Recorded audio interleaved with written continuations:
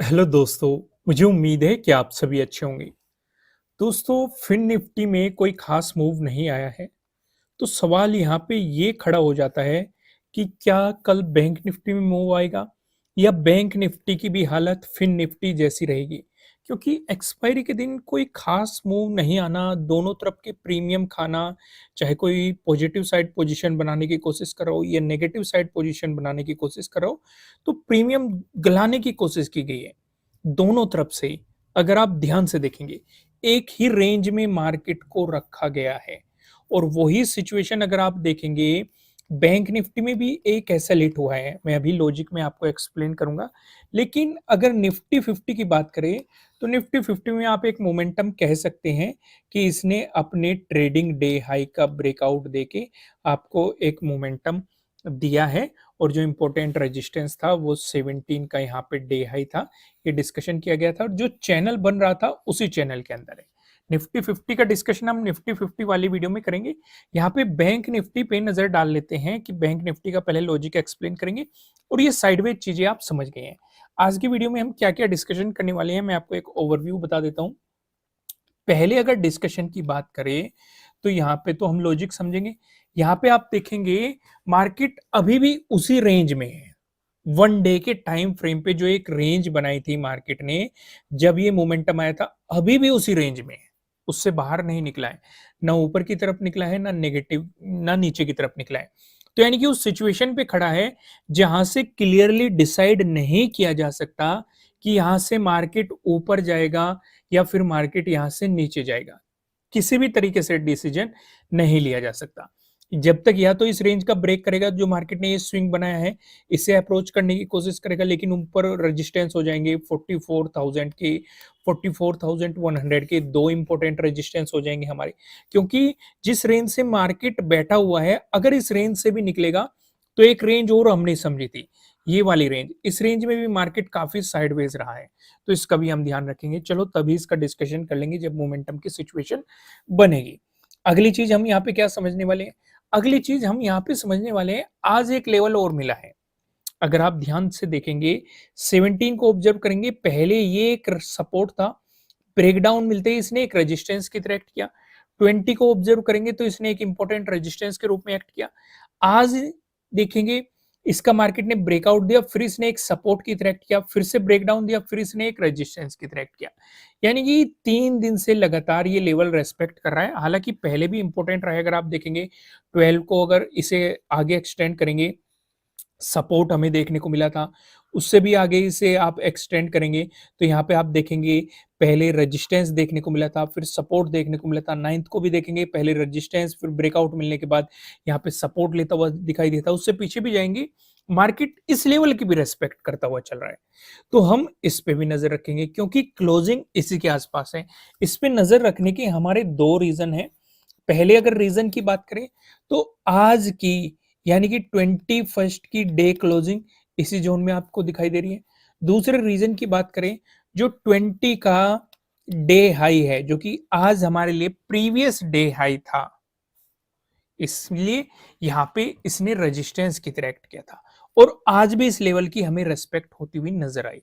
तो main reason तो ये है। उससे पहले भी हम देख चुके हैं कि भाई ये लेवल, मतलब जब जब मार्केट जा रहा है, मार्केट इसकी रेस्पेक्ट कर रहा है। भले ही ब्रेकआउट दे रहा है तब भी अपॉर्चुनिटी दे रहा है, भले ही इस पे रेजिस्टेंस की तरह कर रहा है तब भी अपॉर्चुनिटी दे रहा है, और कभी कभी मार्केट को साइडवेज भी लेके जा रहा है।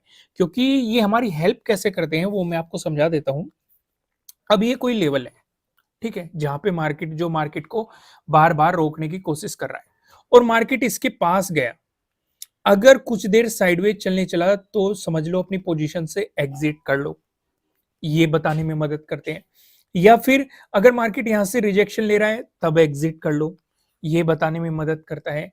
अगर मार्केट इसमें टाइम स्पेंड करके ब्रेकआउट दे रहा है तो नई पोजीशन के लिए अपॉर्चुनिटी हो सकती है, क्योंकि एक ये सपोर्ट के रूप में एक्ट करने लगेगा। समझ में आया? मतलब बहुत सारे रीजन हो सकते हैं। डिपेंड ये करता है कि मार्केट इस लेवल के पास किस तरीके से मूव कर रहा है। अगर आप 20 को ऑब्जर्व करोगे, बहुत तेजी के साथ मोमेंटम देखने को मिला, फिर बहुत तेजी के साथ यहां से रिजेक्शन भी देखने को मिला, इस तरह के मोमेंटम भी देखने को मिले। 17 को आप ऑब्जर्व करोगे, मार्केट देखो इससे नीचे कितना शार्प गया और कितनी शार्प आपको यहाँ से रिकवरी भी देखने को मिली। तो इस लेवल को भी हम समझने वाले हैं और इस सपोर्ट लेवल का तो हमें पहले से ही पता था। इसका डिस्कशन हम तभी करेंगे जब यहाँ पे हम कल के लिए प्रिपरेशन करेंगे कि भाई किस तरीके से डिस्कशन करना है। फिलहाल हम लॉजिक पे आते हैं, लॉजिक को समझने की कोशिश करते हैं। दोस्तों, वीडियो में हमने थोड़ी-सी बड़ी-बड़ी करनी शुरू कर दी है क्योंकि काफ़ी चीज़ें एक्सप्लेन करने लायक होती हैं। उम्मीद है आपको इससे कुछ प्रॉब्लम नहीं होगी। अगर पसंद आ रहा है, लाइक रेशो बढ़ाइए अपना, उससे हमें पता लग जाएगा कि आपको कंटेंट पसंद आ रहा है, चीज़ें जो भी एक्सप्लेन की जा रही है वो आपको पसंद आ रही है। आप लाइक ज़रूर कीजिएगा। अब यहाँ पे मार्केट में क्या सिनेरियो बना, मार्केट में चलो हमें एक गैप अप ओपनिंग देखने को मिल रही है। पहली चीज़ हमने ऑब्जर्व कर ली। दूसरी चीज़ ऑब्जर्व करने लायक क्या है? जो यहाँ पे हमारे लिए इम्पोर्टेंट क्या था?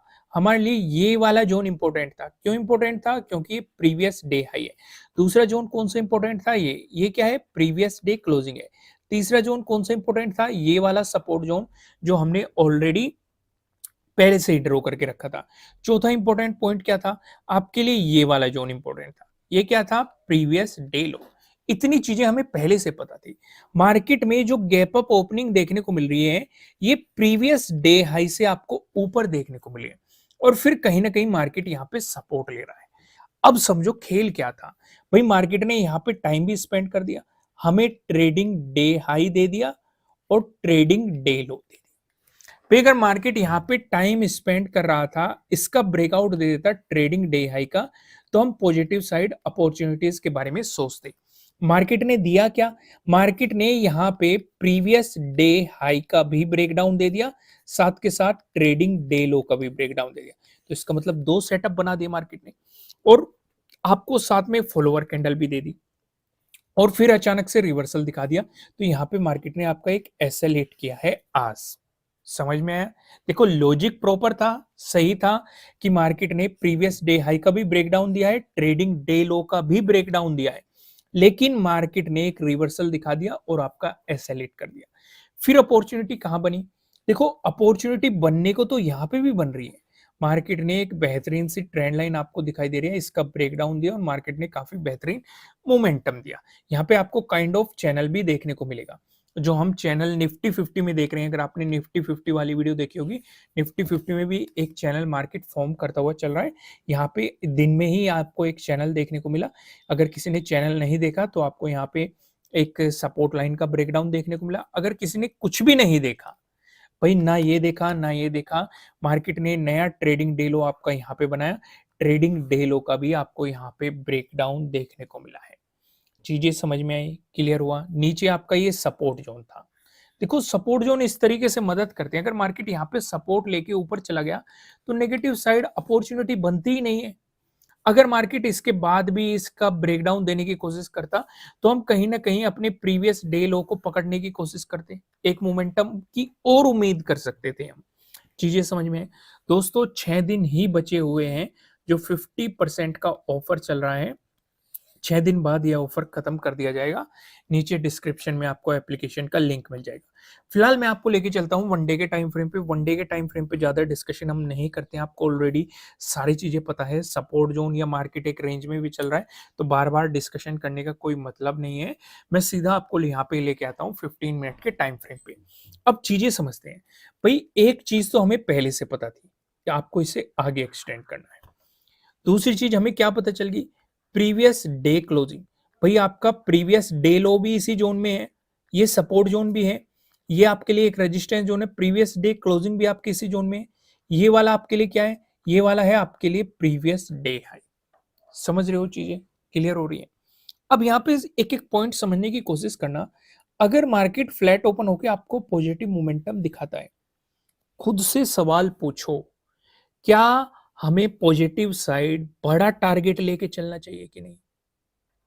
भाई मैं तो आपको ये सजेस्ट करूंगा, पॉजिटिव साइड अभी बड़ा टारगेट लेके चलना समझदारी नहीं है।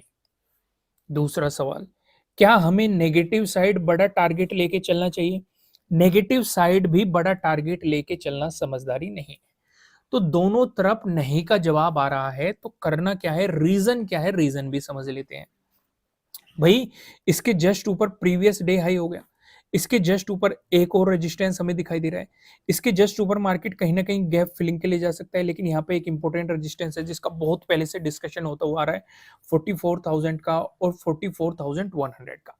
तो लगभग-लगभग आप देखेंगे 100-100 पॉइंट के अंतराल पे ही आपको रेजिस्टेंस दिखाई दे रहे हैं। या तो तरीका क्या हो सकता है? तरीका ये हो सकता है कि भई अगर नज़दीकी रेजिस्टेंस ये है, प्रीवियस डे हाई है और आप पोजीशन में बैठे हो, मार्केट प्रीवियस डे क्लोजिंग से ऊपर चल रहा है फ्लैट ओपन होके और इस वाले सपोर्ट ज़ोन से भी मार्केट ऊपर निकल गया और मार्केट यहाँ पे गया, इसका भी ब्रेकआउट दे दिया। भाई पहला टारगेट तो यही बनेगा। अगर नजदीकी सिंपल देखें, जब लॉन्ग पोजीशन लेके नहीं चलनी है, हर 100-100 पॉइंट पे आपको यहाँ पे रेजिस्टेंस दिखाई दे रहे हैं जो मार्केट को साइडवेज कर सकते हैं। तो उस सिचुएशन में बेहतर क्या है? उस सिचुएशन में बेहतर ये है कि अगर मार्केट सीधे ही इस रेजिस्टेंस को निकाल रहा है तो आप अपना एसएल उठा के इसके नीचे रख सकते हैं।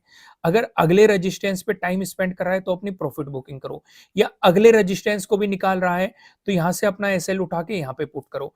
तो इस तरीके से तो आप मोमेंटम को पकड़ने की कोशिश कर सकते हैं, लेकिन आपको बड़े टारगेट अभी लेके नहीं चलने चाहिए। पहली चीज समझ में आई। जब भी ऐसी सिचुएशन होती है, ऐसी सिचुएशन पे आपको फुल क्वांटिटी में भी काम नहीं करना चाहिए। ना तो पॉजिटिव साइड करना है, ना ही नेगेटिव साइड करना है। नेगेटिव साइड में ऐसा क्यों कह रहा हूँ? नेगेटिव साइड में ऐसा इसलिए कह रहा हूँ क्योंकि नेगेटिव साइड नीचे भी आपके लिए इंपॉर्टेंट सपोर्ट है। एक तो आपके लिए यहाँ पे प्रीवियस डे लो हो गया, ऊपर से हम इसका डिस्कशन पहले से करते हुए आ रहे हैं, ये सपोर्ट जोन है, उसके जस्ट नीचे ही 43,500 का एक इंपॉर्टेंट लेवल है। यानी कि जो ये रेंज है मार्केट की, ये वाली जो आपको रेंज दिखाई दे रही है, इसमें आपको ना तो बड़े टारगेट लेके चलने चाहिए, ना ही फुल क्वांटिटी में काम करना चाहिए। क्योंकि ये मार्केट को कब तक साइडवेज लेके जाए या कहाँ से आपको मार्केट में फ्लक्चुएशन देखने को मिल जाए, कुछ भी कहा नहीं जा सकता। क्योंकि ऐसी सिचुएशन हम पहले भी फेस कर चुके हैं। यहीं पे देख लो कितने बड़े-बड़े कैंडल्स आपको देखने को मिल रहे हैं, जो आपको ट्रैप करने के लिए काफ़ी है। आपके अपोजिट अगर चले जाते हैं, तो आपको ट्रैप करने के लिए बहुत ज़्यादा है ये चीज़ें, समझ में आ गई। इसलिए मैंने क्या कहा कि भाई या तो मार्केट को 44,100 से ऊपर निकलने दो, जो कि बहुत दूर है। अभी इस बीच आप छोटे-छोटे टारगेट लेके काम कर सकते हैं, आप क्वांटिटी में काम कर सकते हैं, ठीक है? या फिर मार्केट को 43,500 से नीचे निकलने दो, तब नेगेटिव साइड सोचना। क्लियर हो गया? तो हमने यहाँ पे डिस्कशन कर लिए नेगेटिव साइड के भी और पॉजिटिव साइड के भी। जल्दी से मैं आपको नेगेटिव साइड का भी बता देता हूँ। पॉजिटिव साइड आपको रेजिस्टेंस पता चल गया, अगर मार्केट फ्लैट ओपन होकर नेगेटिव मोमेंटम दिखाता है तो इस सिचुएशन पे प्रीवियस डे लो आपका पहला सपोर्ट और यहीं पे आपका एक और सपोर्ट जोन है, फिर यहीं पे एक और सपोर्ट जोन है। अपॉर्चुनिटी तब बनेगी जब मार्केट यहाँ पे 43,500 का ब्रेकडाउन देके प्राइस नीचे सस्टेन कर देगा। वहीं पे अगर आपको गैप अप ओपनिंग देखने को मिलती है, दोस्तों गैप अप ओपनिंग का डिस्कशन करने से पहले मैं आपको बता दूं, आपके लिए किसी भी तरह का ना तो कोई बाय रिकमेंडेशन है, ना ही कोई सेलिंग रिकमेंडेशन है। ये जस्ट एजुकेशनल पर्पज से बनाई गई एनालिसिस वीडियो है। इन्वेस्ट करने से पहले आपको अपनी रिसर्च करनी है, अपने इन्वेस्टर की सलाह लेनी है, क्योंकि प्रॉफिट भी आपका होने वाला है, लॉस की जिम्मेदारी भी आपको अपने आप लेनी है। अगर गैप अप ओपनिंग का सिनेरियो बनता है, जैसे कि आपको पूरा फोकस प्रीवियस डे हाई पे रखना है।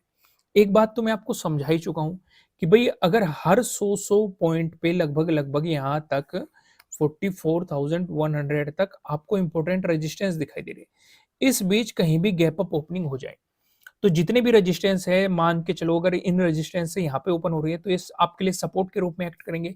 ये रेजिस्टेंस बने रहे, अगर यहाँ पे ओपन हो रही है तो ये भी आपके लिए सपोर्ट बन जाएंगे।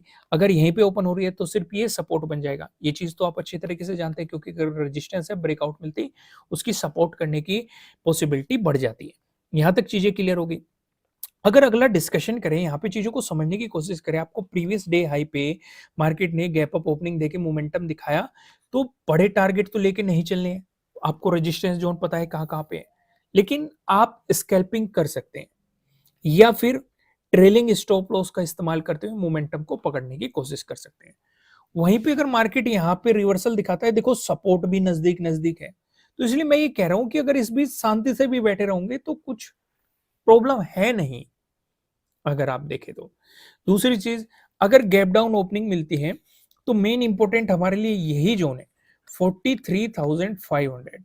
इस बीच कहीं भी गैप डाउन ओपनिंग मिल जाए, कुछ भी नहीं करना है जब तक 43,500 का ब्रेकडाउन नहीं मिलता है। नेगेटिव साइड आपको नहीं जाना है। दोस्तों वीडियो को लाइक कीजिएगा, कमेंट करके बताना एनालिसिस कैसे लग रहे हैं। नए हो सब्सक्राइब करना, बेल आइकन प्रेस करना, जिससे आपको आने वाली वीडियोज़ के नोटिफ़िकेशन मिल सकेंगे और कमेंट करके मुझे बताना एनालिसिस कैसे लग रहे हैं। नए हो सब्सक्राइब करना, बेल आइकन प्रेस करना, जिससे आपको आने वाली वीडियोज़ के नोटिफ़िकेशन मिलेंगे। फिलहाल इस वीडियो में इतना ही, फिर मिलेंगे किसी नेक्स्ट वीडियो में किसी अच्छे कंटेंट के साथ। Thank you.